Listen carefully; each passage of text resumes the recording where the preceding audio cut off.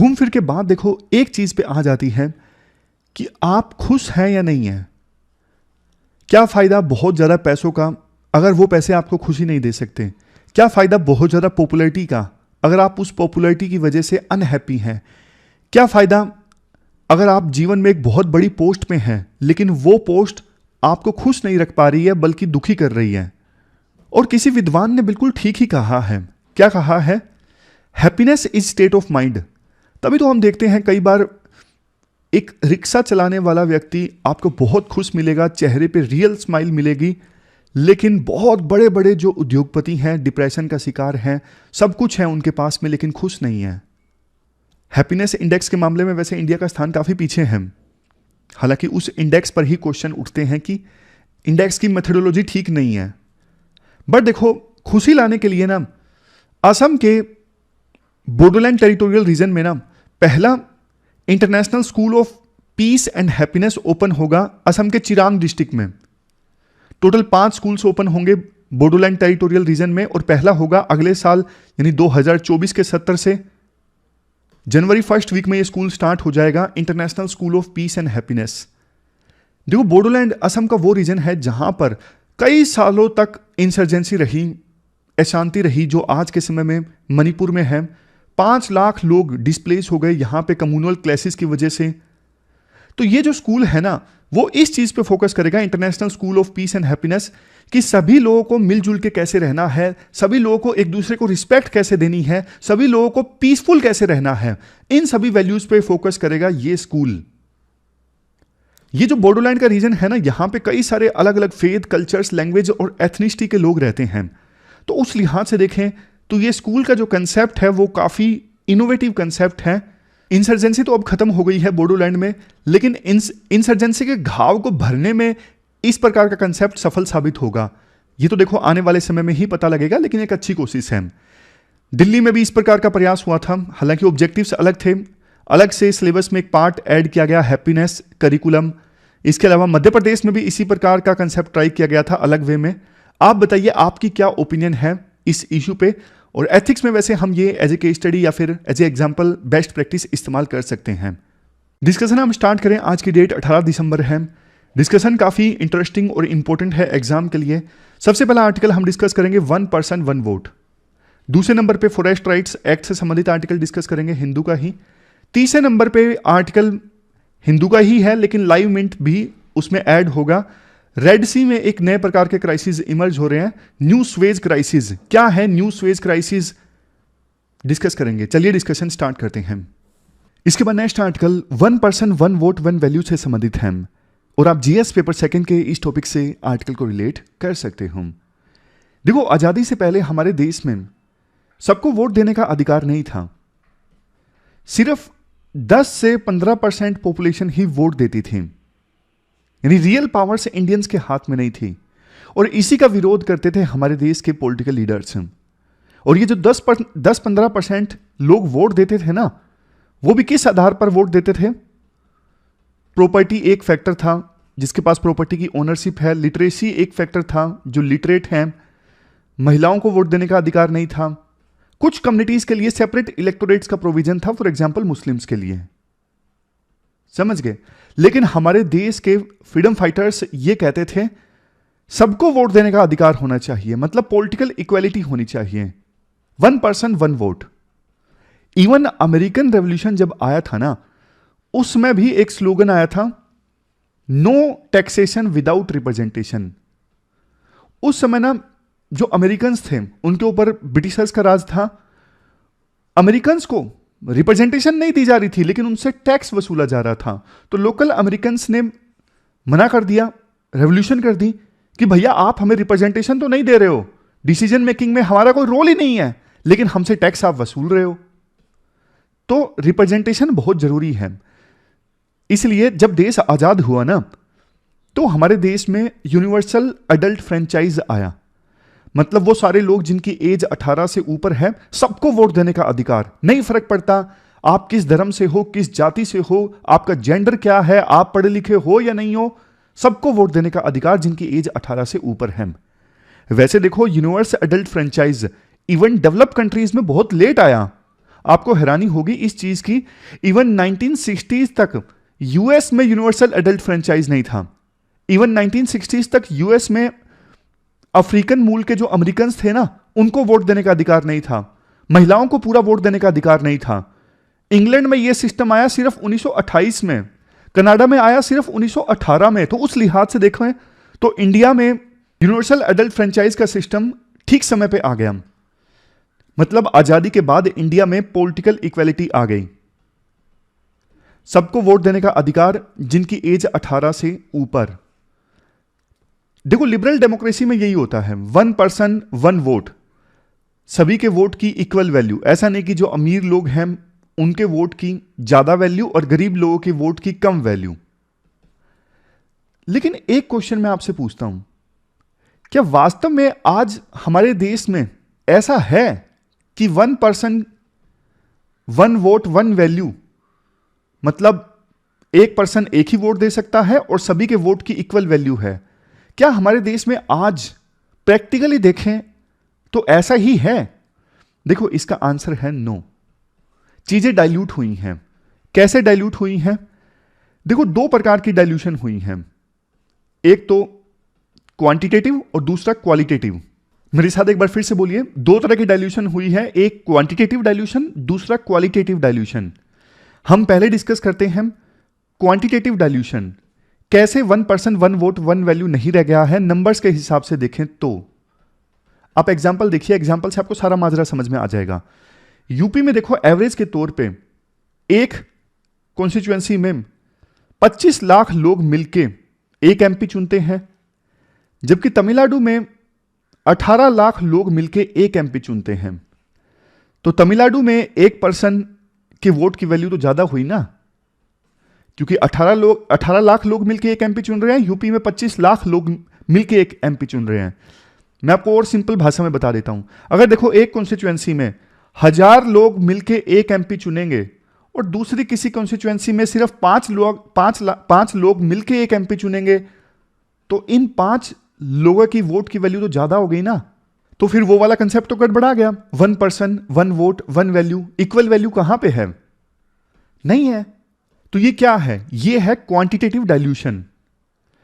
अब देखो वैसे इस चीज को एड्रेस करने के लिए संविधान में प्रोविजन है, बट फिर भी हम एड्रेस नहीं कर पा रहे हैं। क्यों नहीं कर पा रहे हैं वो सब कुछ हम अभी डिस्कस करेंगे। लेकिन अभी आप दूसरे तरह का डाइल्यूशन देखिए, क्वालिटेटिव डाइल्यूशन। पहले आप एक क्वेश्चन का आंसर दीजिए, डिलिमिटेशन कमीशन का क्या काम होता है? आप बोलोगे सर क्या घिसा पिटा क्वेश्चन पूछते हो। डिलिमिटेशन कमीशन का काम देखो जाहिर तौर पे ये होता है, देश में जो कंस्टिट्यूएंसीज हैं, चाहे वो विधानसभा की कंस्टिट्यूएंसीज हो या फिर लोकसभा की कंस्टिट्यूएंसीज यानी सीट्स हो, उनकी बाउंड्रीज को रीड्रा करना, ये काम किसका होता है? डिलिमिटेशन कमीशन का होता है। यहां पर देखो एक और टर्म आती है, जेरीमैंडरिंग। जो लोग बोल रहे थे डिलिमिटेशन का हमें पता है, वो इसका आंसर दो। जेरीमैंडरिंग क्या होता है? देखो जेरीमैंडरिंग का मतलब यह होता है डिलिमिटेशन जो विभिन्न कॉन्स्टिट्यूएंसीज और सीट्स की बाउंड्रीज रीड्रा करता है ना, उसको इस प्रकार से रीड्रा करना कि किसी एक पॉलिटिकल पार्टी को या फिर किसी एक कम्युनिटी को, किसी ग्रुप को फायदा हो और दूसरों को नुकसान हो। मतलब जानबूझ के किसी पॉलिटिकल पार्टी या ग्रुप को फायदा पहुंचाने के लिए बाउंड्रीज को रीड्रा करना, वो होता है जेरीमैंडरिंग। हमारे देश में कम चलता है, यूएसए में ज्यादा चलता है। लेकिन जब जेरीमैंडरिंग होता है ना, तो 1 वोट 1 पर्सन 1 वैल्यू का कंसेप्ट गड़बड़ा जाता है। एग्जाम्पल्स की सहायता से आपको बताता हूं। जैसे कई सारे एग्जाम्पल्स हैं जेरीमैंडरिंग के, यानी क्वालिटेटिव डाइल्यूशन के। क्रैकिंग। अब जैसे एग्जाम्पल के तौर पे, एग्जाम्पल देखो हिंदू मुस्लिम वाले ज्यादा हैं, बट आप कंसेप्ट पे फोकस करना कि हिंदू मुस्लिम के बजाय कोई एथनिक ग्रुप हो सकता है, कोई पॉलिटिकल पार्टी को फेवर करने की कोशिश हो सकती है। फोकस कंसेप्ट पे। देखिए एग्जाम्पल, एक मुस्लिम मेजोरिटी ब्लॉक है पूर्णिया बिहार में। यह ब्लॉक है पूर्णिया बिहार में, जहां पे मुस्लिम्स की संख्या बहुत ज्यादा है। अब देखो इन सभी मुस्लिम्स को एक ही सीट के अंदर डाला जाता तो उस सीट पे ज्यादा संभावना होती कि एक मुस्लिम कैंडिडेट जीत जाता। बट देखो पूर्णिया के आसपास की सीट्स को ना इस प्रकार से ड्रा किया गया कि पूर्णिया को ना अलग अलग सीट्स में बांट दिया गया, जैसे इतना जो हिस्सा था वो किसी और सीट में चला गया, इतना हिस्सा पूर्णिया का किसी और सीट में चला गया, इतना हिस्सा पूर्णिया का किसी और सीट में चला गया, यानी तीनों सीट्स में पूर्णिया को बांट दिया गया। पूर्णिया नाम से एक अलग से सीट नहीं बनाई गई जहां पे मुस्लिम्स कॉन्सेंट्रेटेड थे। अगर मुस्लिम कॉन्सेंट्रेटेड थे, अलग से सीट बनाई जाती तो मुस्लिम जीत जाता। लेकिन अब चूंकि पूर्णिया को अलग अलग सीट में बांट दिया गया है तो मुस्लिम्स अलग अलग सीट्स में माइनॉरिटीज में रह गए। तीनों सीट्स में एक भी मुस्लिम रिप्रेजेंटेटिव नहीं बनेगा। यह क्या हुआ? यह हुई क्रैकिंग, यानी मुस्लिम मेजोरिटी ब्लॉक को अलग अलग सीट्स में डिवाइड कर दिया गया। आप एक दूसरा एग्जांपल देखिए, स्टैकिंग। स्टैकिंग में यह होता है, जैसे फॉर एग्जांपल मुस्लिम पॉपुलेशन है किसी जगह पे, उनको एक ऐसी सीट में शामिल कर दिया जाता है जहां पे मेजोरिटी फॉर एग्जांपल हिंदू है। देखो, धर्मों के नाम साफ साफ लिए जा रहे हैं राइटर के द्वारा, बट आंसर राइटिंग में हम एग्जाम में जब आंसर्स लिखेंगे तब अवॉइड कर सकते हैं। रिलीजियस कम्युनिटीज के नाम से हम लिख सकते हैं अगर क्वेश्चन पूछा जाता है जेरीमेंडरिंग के बारे में। समझ गए? स्टैकिंग में क्या होता है, मुस्लिम पॉपुलेशन को, मुस्लिम ग्रुप को फॉर एग्जांपल किसी सीट में शामिल कर लिया गया और वहां पे मेजोरिटी हिंदू है तो संभावना फिर कम हो जाएगी मुस्लिम कैंडिडेट के जीतने की। लास्ट में है पैकिंग। पैकिंग में क्या होता है, जैसे देखो पुरानी दिल्ली में ना ये सीट्स हैं, मटिया महल, बलीमरान। अब ना यहां पे मुस्लिम्स की पॉपुलेशन बहुत ज्यादा है। अब कायदे से पॉपुलेशन इतनी ज्यादा है कि इनको ना 5-6 सीट्स में डिवाइड किया जा सकता था, तब भी ये मुस्लिम्स यहां पे मेजर इन्फ्लुएंस डालते। लेकिन हुआ क्या, सभी मुस्लिम्स को ना 2 ही सीट में डाल दिया गया, मटिया महल और बलीमरान। तो मुस्लिम्स का इन्फ्लुएंस सिर्फ इन 2 सीट्स पर रह गया। कायदे से देखो डिवीजन इस प्रकार से होना चाहिए था कि कुछ आसपास की दूसरी सीट्स हैं वहां पे भी कुछ मुस्लिम्स आते तो उन सीट्स पर भी मुस्लिम्स का इन्फ्लुएंस रहता। तो ये है पैकिंग। तो ये सब जो हमने डिस्कस किए, स्टैकिंग, क्रैकिंग, पैकिंग, ये क्या है? ये देखो एग्जांपल्स हैं जेरीमेंडरिंग के, और जेरीमेंडरिंग के थ्रू होता है क्वालिटेटिव डाइल्यूशन। इवन देखो इस चीज पे तो ना क्वेश्चंस उठाए गए थे National Commission to Review the Working of Constitution के द्वारा, और इवन सच्चर कमेटी रिपोर्ट में भी इस इश्यू पे क्वेश्चन उठाए गए थे। सच्चर कमेटी रिपोर्ट ने क्या बोला? इन्होंने बोला देखो वो सीट्स शेड्यूल कास्ट के लिए रिजर्व कर दी गई है डिलिमिटेशन कमीशन के द्वारा, जहां पे मुस्लिम्स की पॉपुलेशन 50% से ज्यादा है, जहां पे मुस्लिम्स की पॉपुलेशन इवन एससी पॉपुलेशन से ज्यादा है। आप समझ रहे हो? मतलब सच्चर कमेटी ने ये बोला, ये 72 से लेके 76 वाला डिलिमिटेशन कमीशन था ना, इन्होंने ये किया, वो सीट्स शेड्यूल कास्ट के लिए रिजर्व कर दी जहां पे मुस्लिम्स की पॉपुलेशन 50% से ज्यादा है, और वो सीट्स अनरिजर्व्ड कर दी जहां पे शेड्यूल कास्ट की पॉपुलेशन बहुत ज्यादा है और मुस्लिम पॉपुलेशन कम है शेड्यूल कास्ट से। वो सीट्स क्या कर दी? वो अनरिजर्व्ड कर दी।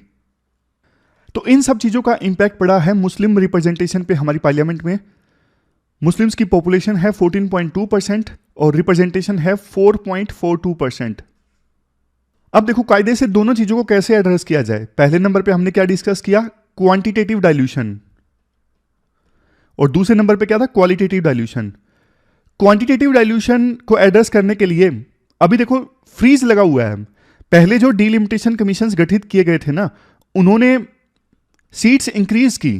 जैसे फर्स्ट डिलिमिटेशन कमीशन आया था 1956 में, इन्होंने क्या किया? 86 2 मेंबर कंस्टिट्यूएंसीज को खत्म कर दिया। आपको हैरानी होगी इस चीज की, 1961 से पहले ना कई कंस्टिट्यूएंसीज ऐसी होती थी जहां पे एक के बजाय 2 मेंबर चुन के आते थे, 2 मेंबर्स। कैसे? आप बोलोगे सर ऐसा क्यों? कुछ कंस्टिट्यूएंसी साइज में काफी बड़ी थी, पॉपुलेशन उनकी काफी ज्यादा थी, तो एक सीट से 2 कैंडिडेट चुन के आते थे। लेकिन 1961 में ये एक्ट आया, 2 मेंबर कॉन्स्टिट्यूएंसीज एबोलिशन एक्ट 1961, ये 2 मेंबर कॉन्स्टिट्यूएंसीज वाला सिस्टम खत्म कर दिया। फिर सेकंड डिलिमिटेशन आया 1967 में, इन्होंने क्या किया? लोकसभा में सीट्स को इंक्रीज कर दिया, 494 से लेके 522 कर दिया, और स्टेट असेंबली सीट्स को इंक्रीज करके कर दिया 3102 से लेके 3563। फिर थर्ड डिलिमिटेशन आया 1976 में, इन्होंने भी लोकसभा में कंस्टिट्यूएंसीज को इंक्रीज करके 543 कर दिया, और स्टेट असेंबली कंस्टिट्यूएंसीज को इंक्रीज करके 3997 कर दिया। लेकिन देखो उसके बाद 42nd अमेंडमेंट एक्ट आया 76 में इस एक्ट में यह बोला गया, आगे जो डिलिमिटेशन कमीशन आएगा ना, वो 1971 के सेंसस के आधार पे काम करेगा तब तक के लिए जब तक कि 2001 का सेंसस नहीं आ जाता है। ऐसा देखो इसलिए किया गया था क्योंकि जो साउदर्न इंडिया के स्टेट्स थे ना, वो बोल रहे थे कि हम तो पॉपुलेशन स्टेबलाइज करने का काम कर रहे हैं, अच्छा काम कर रहे हैं, जबकि नॉर्थ इंडिया के स्टेट्स पॉपुलेशन स्टेबलाइज नहीं कर रहे हैं, लेकिन हमको पनिशमेंट मिल रही है। लोकसभा की सीट्स इंक्रीज होती हैं, पॉपुलेशन के आधार पे होती हैं, तो हमको तो कम सीट्स मिलेंगी। इसीलिए इस चीज को एड्रेस करने के लिए ये एक्ट आया था कि 1971 के सेंसस के आधार पे डिलिमिटेशन होगा जब तक कि 2001 का सेंसस कंडक्ट नहीं हो जाता है। बाद में इस चीज को एक्सटेंड कर दिया गया था। जब 2002 में डिलिमिटेशन एक्ट आया तो इस डिलिमिटेशन कमीशन को पावर नहीं दी गई थी कि आप लोकसभा की सीट्स इंक्रीज करो या फिर स्टेट असेंबली की सीट्स इंक्रीज करो। आप सिर्फ बाउंड्रीज रीड्रा कर सकते हो और चाहो तो जो शेड्यूल कास्ट या शेड्यूल ट्राइब के लिए कंस्टिट्यूएंसीज हैं उनको चेंज कर सकते हो, इससे ज्यादा आप कुछ नहीं कर सकते। तो फोर्थ डिलिमिटेशन कमीशन ने लोकसभा में सीट्स को इंक्रीज नहीं किया, लेकिन शेड्यूल कास्ट के लिए जो कंस्टिट्यूएंसीज थी उनको इंक्रीज किया, 79 से बढ़ा के 84 कर दिया गया। शेड्यूल ट्राइब के लिए 41 थी, उनको बढ़ा के 47 कर दिया गया।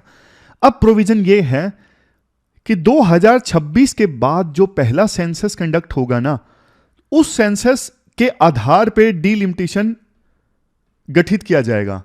उस सेंसस के आधार पे डिलिमिटेशन कमीशन अपनी रिपोर्ट देगा, अपनी रिकमेंडेशन देगा। अब कायदे से देखो, अगर यही होता है तो फिर हमारे देश में एक बार फिर से लोकसभा में और जो असेंबली कंस्टिट्यूएंसीज हैं वो इंक्रीज होंगी। कोशिश होगी कि देश में सभी जो कंस्टिट्यूएंसीज हैं लोकसभा की, वहां पे इक्वल पॉपुलेशन एक कैंडिडेट को रिप्रेजेंट करे। जैसा कि अभी एनोमली है, यूपी में 25 लाख लोग एक कैंडिडेट को रिप्रेजेंट करते हैं, तमिलनाडु में 18 लाख। बट देखो ऐसा होगा तो साउथ इंडिया के स्टेट्स फिर से आवाज उठाएंगे कि हमारे साथ तो ये डिस्क्रिमिनेशन है, हमने अच्छा काम किया, पॉपुलेशन को स्टेबलाइज किया है। तो इसका एक सॉल्यूशन निकालना होगा कि ना इस प्रकार से डिलिमिटेशन हो कि साउथ इंडिया के स्टेट्स को नुकसान ना हो। और दूसरी बात रही क्वालिटेटिव डाइल्यूशन की। अब इसके लिए तो ये होना चाहिए कि देखो जो डिलिमिटेशन कमीशन है ना, वो इंडिपेंडेंट होकर काम करे और वो इन चीजों का ख्याल रखे कि किसी एक कम्युनिटी को, किसी एक पॉलिटिकल पार्टी को फायदा नुकसान ना हो डिलिमिटेशन की वजह से। तो इस प्रकार से ये क्वालिटेटिव और क्वांटिटेटिव दोनों तरह के डाइल्यूशन को एड्रेस किया जा सकता है। चलते हैं आगे। इसके बाद next article forest rights act 2006 से संबंधित है। आप जीएस पेपर 3 के इस टॉपिक से आर्टिकल को रिलेट कर सकते हो। देखो पूरी कहानी समझते हैं बिल्कुल आसान शब्दों में। जब अंग्रेज भारत नहीं आए थे ना, उससे पहले हमारे देश में लाखों करोड़ों ट्राइबल्स जंगलों में रह रहे थे और अपना जीवन यापन कर रहे थे शिफ्टिंग कल्टीवेशन की सहायता से। यानी जंगल के एक एरिया को क्लियर करते, वहां पे खेती करते, छोड़ देते, फिर दूसरे किसी एरिया को क्लियर करते और इवन फॉरेस्ट के रिसोर्सिस का इस्तेमाल कर रहे थे अपना जीवन चलाने के लिए। फॉरेस्ट के रिसोर्सिस जैसे शहद हो गया, लकड़ी हो गई, इनका इस्तेमाल काफी आसानी से कर रहे थे। इवन उस समय राजा महाराजा हुआ करते थे। राजा महाराजाओं के जंगलों में हंटिंग राइट्स तो हुआ करते थे, शिकार करने के लिए आते थे राजा महाराजा वहां पे, लेकिन बावजूद इसके लोकल कम्युनिटीज भी वहां पे चैन से रह रही थी और फॉरेस्ट रिसोर्सिस का फायदा उठा रही थी। लेकिन फिर हमारे देश में अंग्रेज आ गए। अंग्रेजों के आने के बाद ट्राइबल्स जो कई सारी जनरेशन से, सैकड़ों सालों से रह रहे थे जंगलों में, अब उनका जीवन डिसरप्ट होना स्टार्ट हो गया। क्योंकि देखो अंग्रेज तो लालची थे, उनको लगा कि फॉरेस्ट में जो लकड़ी है, जैसे टिम्बर है, इनको बेच के बहुत फायदा कमाया जा सकता है, बहुत रेवेन्यू कमाया जा सकता है। तो उन्होंने ना एक एक्ट बनाया 1878 में, इंडियन फॉरेस्ट एक्ट। इस एक्ट के बनने के बाद जो ये जंगल थे ना, ये स्टेट की प्रॉपर्टी हो गए, स्टेट का इन पे हक हो गया। अलग से एक डिपार्टमेंट बनाया गया, इंपीरियल फॉरेस्ट डिपार्टमेंट। इस डिपार्टमेंट का काम क्या था? इस डिपार्टमेंट का काम यह था ज्यादा से ज्यादा टिम्बर को इकट्ठा करना जंगलों से और ज्यादा से ज्यादा रेवेन्यू कमाना। यह काम दिया गया इंपीरियल फॉरेस्ट डिपार्टमेंट को। इसके अलावा यह भी काम दिया गया, अगर कोई लोकल कम्युनिटी फॉरेस्ट को नुकसान पहुंचाता है, फॉरेस्ट में घुसता है, तो उसके खिलाफ कार्रवाई की जाएगी। सोच के देख रहे हो? सदियों से ट्राइबल्स यहां पे रह रहे थे, जंगलों में खेती कर रहे थे, फॉरेस्ट रिसोर्सिस की सहायता से अपना जीवन चला रहे थे। एक ही झटके में जब ब्रिटिशर्स ये एक्ट लेके आए 1878 का, वो ट्राइबल्स जो यहां सदियों से रह रहे थे वो ट्रेसपासर हो गए। मतलब उनके पास अधिकार ही नहीं इवन फॉरेस्ट में घुसने का। तो काफी इनजस्टिस हुआ। इनजस्टिस देखो काफी प्रकार से हुआ। सबसे पहली चीज, शिफ्टिंग कल्टीवेशन को बैन कर दिया गया। चलो माना कि शिफ्टिंग कल्टीवेशन ठीक नहीं था इकोलॉजी के लिए, लेकिन बाद में ट्राइबल्स ने जब बोला कि देखो सदियों से हम यहीं पे रह रहे हैं, यहीं पे खेती करते आ रहे हैं, तो सर्वे करवाया गया ब्रिटिश सरकार के द्वारा। लेकिन एग्रीकल्चर लैंड का जो सर्वे हुआ ना और जो सेटलमेंट हुआ फाइनली, वो काफी बायस्ड था, वो इनकम्प्लीट था। बहुत सारे ट्राइबल्स को मना कर दिया गया कि नहीं, यहां पे आपने खेती नहीं की है, आप यहां पे नहीं रहते थे, उनको भगा दिया गया वहां से। तीसरा, अब अंग्रेजों को पता था कि यहां से लकड़ी वगैरह इकट्ठा करना है फॉरेस्ट से और उनको बेचना है, तो देखो लेबर की आवश्यकता है। अब फॉरेस्ट में लेबर लाएंगे कहां से? इसलिए सदियों से जो ट्राइबल्स यहां पे रहते आए थे ना, उनको बोला गया कि ठीक है, हम आपको फॉरेस्ट का लैंड लीज पर दे देंगे एग्रीकल्चर के लिए, लेकिन बदले में आपको ना कंपल्सरी लेबर करनी होगी हमारे लिए आपको काम करना होगा, हम जो बोलेंगे वो करना होगा। तो इस प्रकार से ना एग्रीकल्चर लैंड फॉरेस्ट में लीज पर दिया गया ट्राइबल्स को, और फॉरेस्ट विलेज बनाए गए। फॉरेस्ट विलेज मतलब वो जगह जहां पे एग्रीकल्चर लैंड को लीज पर दिया गया, बदले में कंपल्सरी लेबर। चौथा ये हुआ, पहले जो ट्राइबल्स फॉरेस्ट रिसोर्सेज का यूज करते थे, जैसे लकड़ी का, फ्रूट्स, शहद, इन सबको इकट्ठा किया करते थे, लेकिन अब चूंकि सारे फॉरेस्ट स्टेट की प्रॉपर्टी हो गए, तो ट्राइबल्स बेचारे जो थे वो ब्यूरोक्रेसी की दया पर आ गए। लोकल ब्यूरोक्रेसी पर डिपेंड करता कि वो ट्राइबल्स को अलाउ करते या नहीं करते फॉरेस्ट रिसोर्सेज का यूज करने के लिए। फॉरेस्ट डिपार्टमेंट के पास में पुलिस पावर्स आ गई, तो ट्राइबल्स हमेशा डर डर के रहते। जो चीज वो पहले आसानी से कर रहे थे, अब वो बिल्कुल लोकल ब्यूरोक्रेसी की दया पर आ गए।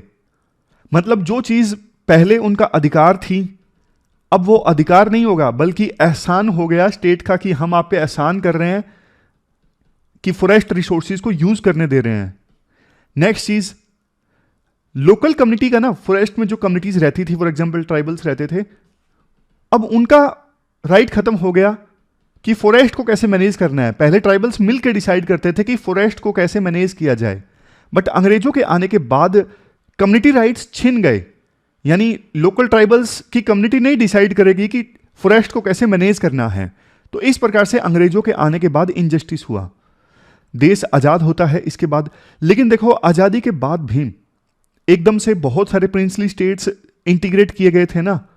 इस आबादाबी में, इस जल्दबाजी में, प्रिंसली स्टेट्स में जो फॉरेस्ट थे, जो जंगल थे, उनको इंडिया में शामिल किया गया एज ए स्टेट प्रॉपर्टी। मतलब ट्राइबल्स के लिए तो सिचुएशन ज्यों की त्यों रही। आजादी मिलने के बाद भी उनको तो राइट्स नहीं मिले। जैसा सिस्टम अंग्रेजों के समय था वैसा ही सिस्टम अभी था। बाद में देखो ग्रीन रेवोल्यूशन आया।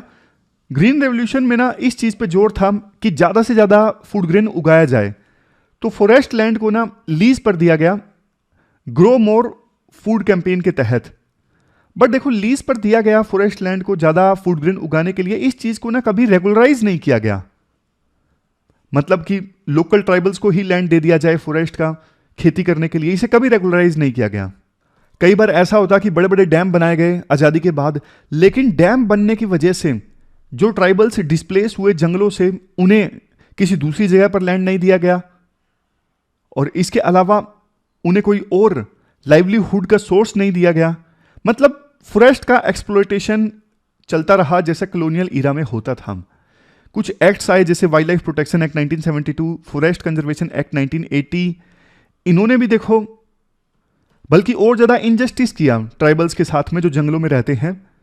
जैसे देखो एग्जाम्पल के तौर पे फॉरेस्ट कंजर्वेशन एक्ट में यह प्रोविजन किया गया, अगर कोई फैक्ट्री लगने की वजह से फॉरेस्ट लैंड फैक्ट्री के लिए यूज होता है ना, तो फैक्ट्री को ना उतने ही जंगल, उतना ही पेड़ किसी दूसरी जगह पर उगाना पड़ेगा, उसके लिए उतना ही पैसा देना पड़ेगा। राइटर कहते हैं चलो ये तो ठीक है, आप जितना फॉरेस्ट का लैंड गया है उसको किसी दूसरी जगह पे उगाओगे या फिर पैसा दोगे, लेकिन आप ये भी तो बताओ ना, लोकल ट्राइबल्स, लोकल लोग जिनका लाइवलीहुड गया है जंगलों की वजह से, उनके लिए आपने क्या प्रोविजन किया इस फॉरेस्ट कंजर्वेशन एक्ट 1980 में? आंसर है नो, कुछ नहीं किया ट्राइबल्स के लिए। एक और तरह का इनजस्टिस देखिए, जब देखो कोई वाइल्ड लाइफ सेंचुरी बना दी जाती है तो उसमें रहने वाले लोगों को वहां से बोल दिया जाता था कि आप चले जाइए, अब इसको नेशनल पार्क बनाया जा चुका है या फिर वाइल्ड लाइफ सेंचुरी बनाई जा चुकी है, आप इस जगह को छोड़ के चले जाइए। कहीं भी उन्हें रीसेटल नहीं किया जाता था, कहीं और जगह लैंड नहीं दिया जाता था, उनके लाइवलीहुड का कोई ख्याल नहीं रखा जाता था। ये इनजस्टिस चलता रहा। फिर देखो, इस प्रकार के सारे इनजस्टिस को एड्रेस करने के लिए 2006 में एक एक्ट आता है, फॉरेस्ट राइट्स एक्ट 2006। कोशिश तो होती है कि पास्ट में जो इनजस्टिस हुआ है, अन्याय हुआ है, उसको एड्रेस किया जाए। कुछ कुछ अच्छे अच्छे प्रोविजन थे इस एक्ट में। जैसे देखो, वो ट्राइबल्स जो 2005 दिसंबर से यहां पे खेती कर रहे हैं, 4 हेक्टेयर तक की जमीन पर उनका जो राइट था, इंडिविजुअल राइट था, उसे स्वीकार किया गया, सरकार की तरफ से एक्नॉलेज किया गया। इसके अलावा कम्युनिटी फॉरेस्ट राइट्स को रिकॉग्नाइज किया गया। मतलब ये माना गया कि लोकल कम्युनिटी के पास में, लोकल जो फॉरेस्ट कम्युनिटी है उनके पास में पूरा अधिकार है ये डिसाइड करने का कि फॉरेस्ट को कैसे मैनेज करना है। फॉरेस्ट को कैसे मैनेज करने का मतलब ये है, फॉरेस्ट की जो माइनर फॉरेस्ट प्रोड्यूस है उसको कैसे यूज किया जाएगा, क्या उसको बेचा जाएगा, ये सारे डिसीजंस लेने का अधिकार दिया गया लोकल कम्युनिटी को, विलेज कम्युनिटीज को। पहले एक जो इनजस्टिस होता था कि सरकार कुछ भी स्टार्ट कर देती, डैम बना देती या फिर माइनिंग स्टार्ट हो जाती और पूछा नहीं जाता था लोकल ट्राइबल कम्युनिटी से। तो 2006 के एक्ट में ये प्रोविजन किया गया कि ग्राम सभा की कंसेंट लेना जरूरी है वहां पे कोई डेवलपमेंट प्रोजेक्ट स्टार्ट करने से पहले। नियमगिरी हिल्स पे ना माइनिंग होनी थी, वेदांता के द्वारा की जानी थी, लेकिन लोकल कम्युनिटी ने ना, यानी ग्राम सभा ने कंसेंट देने से मना कर दिया। लेकिन सरकार माइनिंग स्टार्ट करवाना चाहती थी, मामला गया सुप्रीम कोर्ट ने। सुप्रीम कोर्ट ने भी मना कर दिया कि जब तक लोकल ग्राम सभा कंसेंट नहीं देगी आप यहां पे डेवलपमेंट प्रोजेक्ट नहीं स्टार्ट कर सकते। तो ये काफी इंपॉर्टेंट अधिकार था, ग्राम सभा की कंसेंट जरूरी कोई डेवलपमेंट प्रोजेक्ट स्टार्ट करने के लिए। ये देखो नियमगिरी वाला केस जो मैंने आपको बताया। राइटर कहते हैं देखो ये सारे अच्छे अच्छे प्रोविजंस तो थे, लेकिन फिर भी ना इस एक्ट की जो इंप्लीमेंटेशन हुई है ना अभी तक कोई बहुत अच्छे ढंग से नहीं हुई है, बहुत सारे गैप्स हैं। सबसे पहली चीज, इंडिविजुअल राइट्स वाला जो प्रोविजन था कि 2005 दिसंबर से पहले जो ट्राइबल्स यहां पे खेती कर रहे हैं उनके अधिकारों को रिकॉग्नाइज किया जाएगा। अब इस चीज को ना बहुत बार जो राइट्स थे ना, इंडिविजुअल राइट्स, उनको रिजेक्ट कर दिया गया। पेपर्स की कमी, अवेयरनेस की कमी, या फिर यूं बोल दिया गया कि टेक्नोलॉजी की सहायता से आप ऑनलाइन अप्लाई कीजिए, लेकिन वहां पे कनेक्टिविटी नहीं आती। ये सारी जो चीजें हैं रोड ब्लॉक्स हैं इंडिविजुअल राइट्स को रिकॉग्नाइज करने में बहुत बार। हालांकि देखो इसका दूसरा पक्ष भी है, कुछ लोगों ने ना भड़का दिया ट्राइबल्स को कि आप दूसरी जगह खेती करना स्टार्ट कर दीजिए, वो भी आपकी जमीन बन जाएगी। इस प्रकार की चीजें भी हुई, मतलब फ्रॉड भी हुए। फिर राइटर कहते हैं देखो फॉरेस्ट ब्यूरोक्रेसी जो है ना अभी भी रिलक्टेंट है लोकल फॉरेस्ट कम्युनिटी को उनके राइट्स देने में। अभी भी फॉरेस्ट डिपार्टमेंट ही तय करता है कि लोकल कम्युनिटीज को क्या करने का अधिकार है, क्या नहीं करने का अधिकार है। जबकि 2005 के एक्ट में तो लोकल कम्युनिटी को फॉरेस्ट राइट्स मिल गए ना, कम्युनिटी फॉरेस्ट राइट्स हैं उनके पास में, लेकिन नहीं, जमीन पर नहीं है। अभी भी फॉरेस्ट ब्यूरोक्रेसी जो है वो पावर छोड़ने के लिए तैयार नहीं है।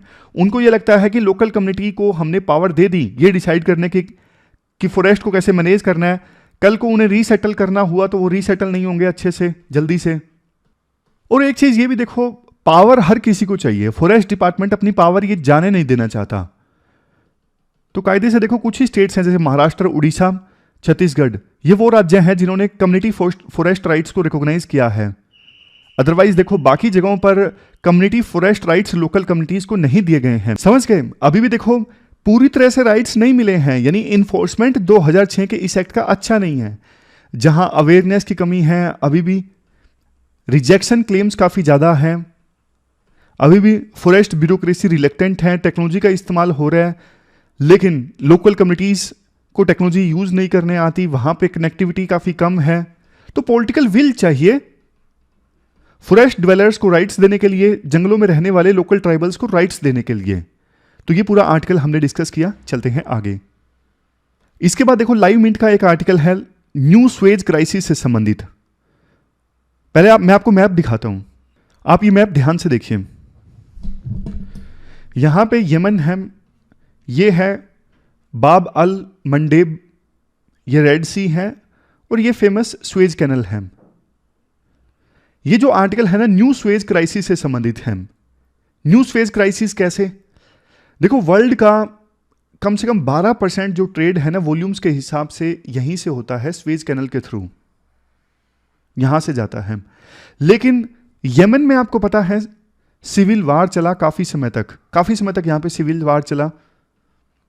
यहां पे ना हाउथीज हैं, हाउथीज को सपोर्ट किया जाता है ईरान के द्वारा।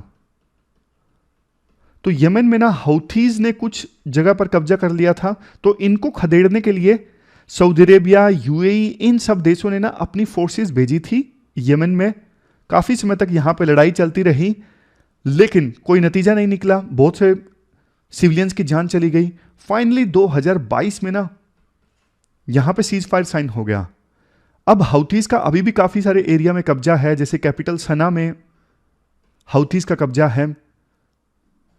हाउथीज को कौन सपोर्ट करता है? ईरान सपोर्ट करता है, क्योंकि ईरान अपनी प्रेजेंस बनाना चाहता है पूरे वेस्ट एशिया में। इसलिए जैसे लेबनान में हजबुल्ला है, उसको ईरान सपोर्ट करता है। गजा में हमास है, इसको ईरान सपोर्ट करता है। उसी प्रकार से यमन में जो रिबल्स हैं हाउथीज, उनको ईरान सपोर्ट करता है।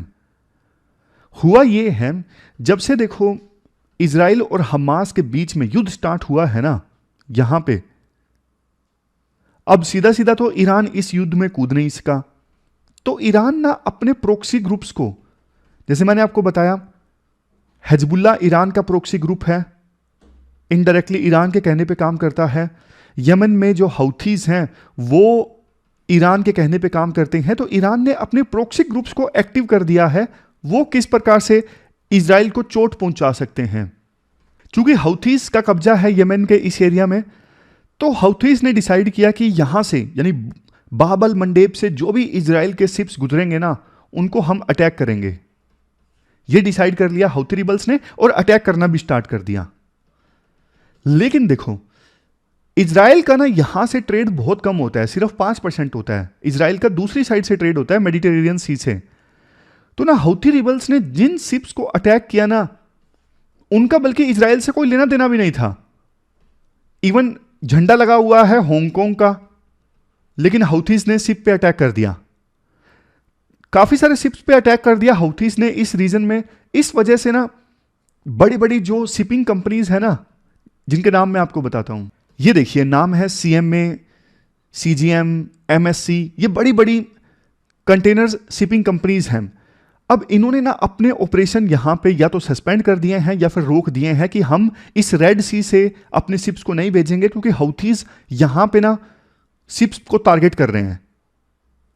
अब टारगेट भी कर रहे हैं हाउथीज बिल्कुल एडवांस वेपन्स की सहायता से। सोफिस्टिकेटेड वेपन्स हैं इनके पास में, मिसाइल्स हैं, इसके अलावा ड्रोन्स हैं। ये सब कहां से आए हाउथीज के पास में? ईरान ने दिए हैं। कुछ एक्सपर्ट्स तो ये बोल रहे हैं बल्कि ईरान मिलकर काम कर रहा है हाउथीज के साथ में, ताकि रेड सी से जो शिप्स गुजर रहे हैं ना, उनको अटैक किया जा सके। कुछ एक्सपर्ट्स ये बोल रहे हैं कि ईरान सिर्फ इंटेलिजेंस प्रोवाइड कर रहा है, ट्रेनिंग दे रहा है हाउथीज को।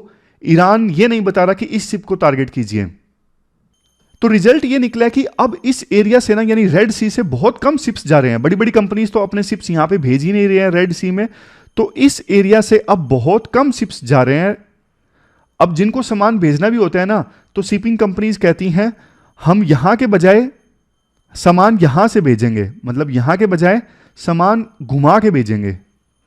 जैसे आपको एग्जांपल देता हूं, पहले मान लीजिए इंडिया से टर्की में सामान जाना था मुंबई से, तो पहले अगर ये जाता था यहां से स्वेज कैनल होता हुआ टर्की, अब इंडिया से सामान जाएगा यहां से घूम के, अफ्रीका से घूम के, इस प्रकार से सामान जाएगा टर्की में।